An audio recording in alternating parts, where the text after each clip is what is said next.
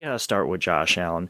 And usually with the recap episodes, I break down the stats and Justin and I kind of go back and forth with, banter, our thoughts, the highlights, lowlights and whatnot. But I just actually just have some bullet points here.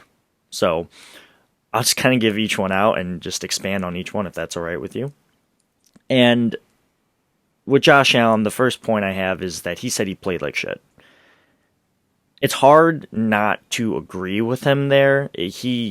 Threw he accounted for three turnovers, right? Two pretty bad interceptions. No, they just were really bad, and a fumble that looked like it just kind of popped out of his arms on a bad zone read.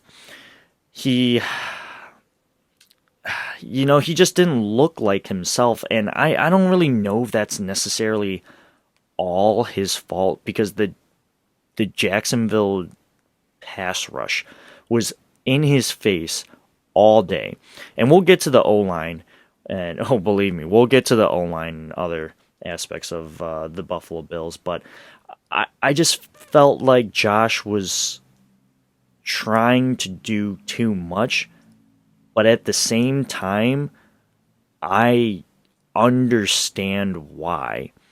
It was kind of like his rookie year, right? He had no one around him, so he had to revert to, being playing that hero ball, that sugar high Josh Allen that we like to coin so often, or reference in the past. But he's got weapons around him now, but it just feels like that O line let him down so much that it negated the talent that we had at the wide receiver position.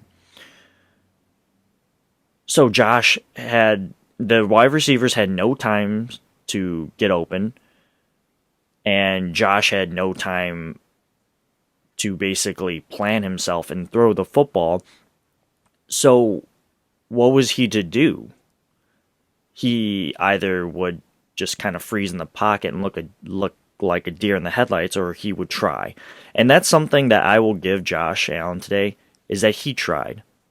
Now, did it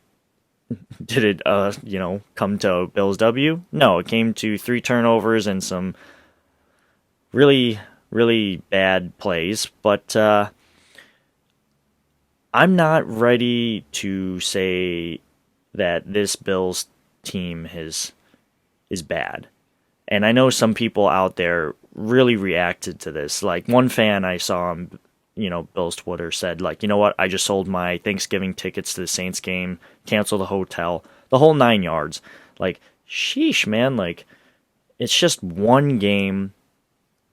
And I know it's frustrating, but this team is more than what we saw on Sunday. And if you're listening to this, you and I both know that's true. If you're looking for a podcast where I'm just going to just hammer the Bills on this loss, it's not going to be for me. I am a more, half full kind of guy as opposed to half empty, but that's just who I am. And I really think that the Bills have room for improvement and know they can be better.